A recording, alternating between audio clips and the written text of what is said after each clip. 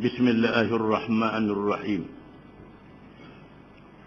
Babu amri as-saimi bihifzi lisanihi wa jawarihihi 'anil mukhalafati wal musyatamati wa nahwiha.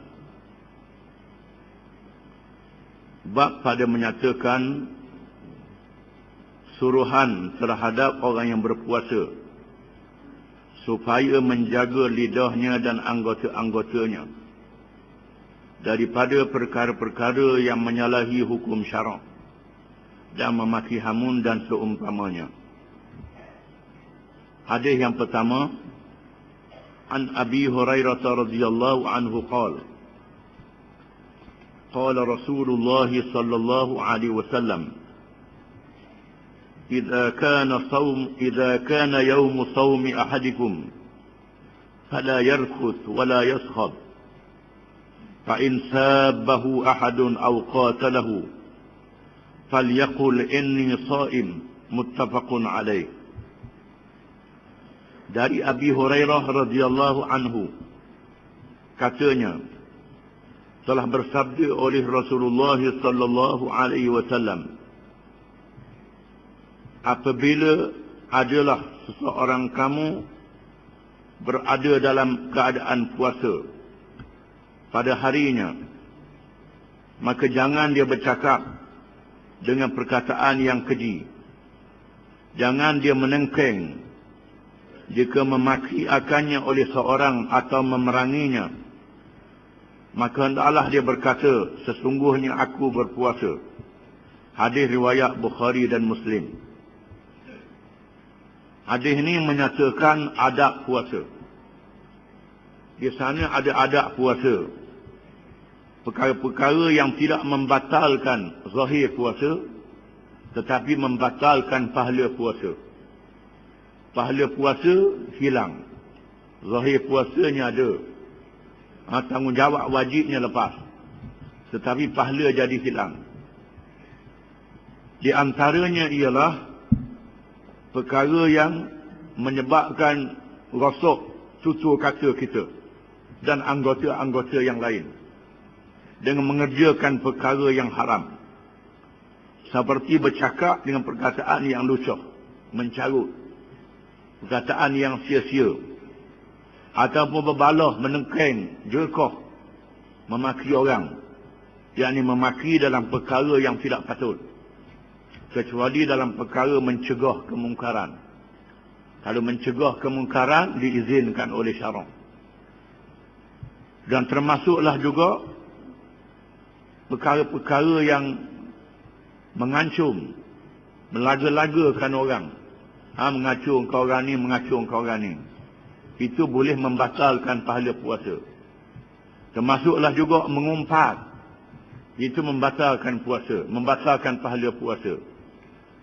Kecuali dalam perkara yang diizinkan oleh syarak untuk mencegah kemungkaran. Kerana mencegah kemungkaran, kita boleh menyebut keburukan orang.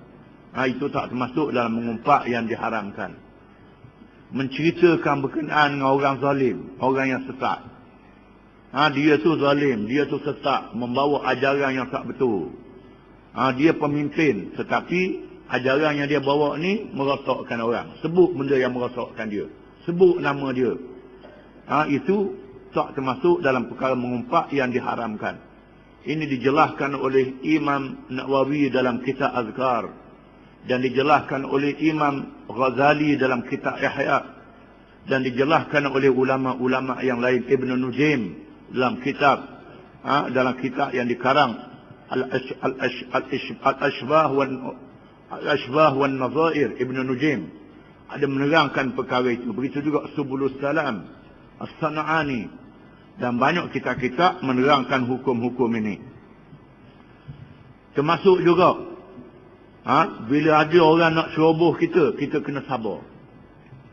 Kita kena sabar, jangan lawan dia. Sabar boleh pahala. Puasa melatih kita menjadi sabar. Kerana bila lapar perut, cepat marah, jadi musang bila lapar perut. Dia beza pada masa kita kenyang. Dalam keadaan kita lapar, kita sabar, maka mendapat pahala yang besar. Oleh kerana itu, bila ada orang datang nak lawan kita, nak hentam kita, beritahu ke dia dulu, saya ni puasa, kata ke dia. Aku ni puasa, kena molek aku ni puasa.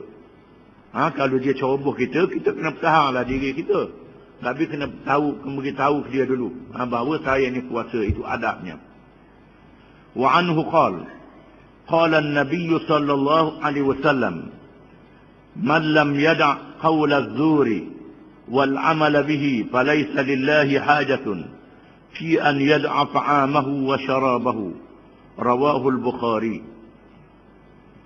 Dan daripadanya, yakni daripada Abi Hurairah yang meriwayatkan hadis dulu juga, katanya telah bersabda oleh Nabi sallallahu alaihi wasallam, sesiapa yang tidak meninggalkan bercakap bohong dan beramal dengannya, maka Allah tidak berhajat bahawa dia meninggalkan makan minumnya. Hadis riwayat Bukhari dan Muslim. Hadis ini menunjukkan betapa murka Allah Ta'ala sekiranya orang tu berpuasa, tiba-tiba dia bercakap bohong, dia beramal dengan bercakap bohong, jadi saksi bohong, bercakap bohong, cerita bohong, dia puasa. Ini menyebabkan Allah Ta'ala murka, Allah Ta'ala marah. Allah tak berhajat kepada dia puasa. Maknanya Allah Ta'ala murka, marah. Bukan bermakna batal puasa. Tak usah puasa lah, itu tak boleh, jangan. Kalau tak usah puasa terus, jadi dosa besar pula. Bermakna boleh menghilangkan pahala puasa dengan sebab dia bercakap bohong. Kerana puasa tu bukan sahaja jaga diri daripada makan minum yang membatalkan puasa, termasuklah juga seboleh-bolehnya menjaga roh kita, menjaga akal kita, menjaga anggota-anggota yang lain daripada melakukan perkara-perkara yang diharamkan. Barulah puasa tu melatih diri kita, mentarbiah, mengajar diri kita supaya menjadi orang yang bertakwa kepada Allah Ta'ala. Sebabnya disebut dalam Quran, ya ayyuhalladzina amanu kutiba alaikumus siyam kama kutiba alal ladzina min qablikum la'allakum tattaqun. Wahai orang-orang yang beriman, diwajibkan ke atas kamu berpuasa sebagaimana diwajibkan ke atas orang-orang yang lebih dahulu daripada kamu, yakni umat nabi-nabi zaman dahulu. Diwajibkan juga berpuasa. La'allakum tattaqun, supaya kamu bertakwa. Tujuan puasa ialah supaya kamu bertakwa kepada Allah. Kita terjemah dalam bahasa kita, takut kepada Allah. Ayah nak cari perkataan lain, cari perkataan takut.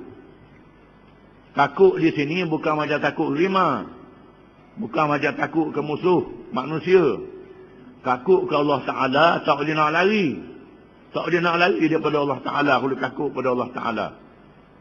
Bila takut pada Allah Ta'ala, bermakna kita memelihara diri kita daripada melakukan perkara-perkara maksiat. Maka puasa mengajar kita, melatih diri kita supaya menjaga diri, jangan melakukan perkara-perkara maksiat. Bukan sahaja perkara yang membatalkan puasa. Kita jaga diri kita jangan buat perkara yang membatalkan puasa, sama ada di hadapan orang ataupun di belakang orang. Begitulah juga kita menjaga diri kita perkara-perkara dosa kecil. Melihat perkara yang haram, mendengar perkara yang haram, bercakap perkara yang haram. Walaupun benda yang macam ni tak jadi kenyang perut, tak jadi hilang dahaga, tetapi merosakkan akhlak dan perangai kita.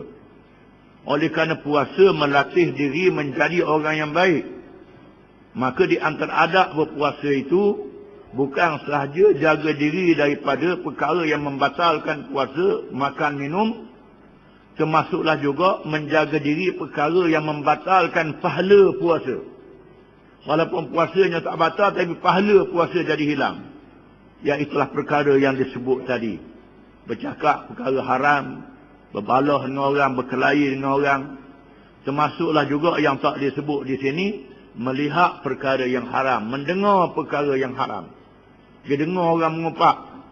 Saya tak mengupak, saya dengar je. Dah mungkin dengar apa-apa. Kalau mudah dengar, dia tak mengupak lah. Sebab dia ngopak tu kerana mendengar dia mengopak. Kita upang sama. Itu dia. Sebabnya kita supang sama.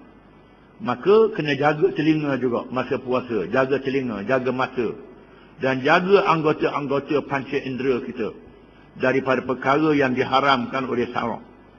Barulah kita mencapai matlamat dan hikmah puasa.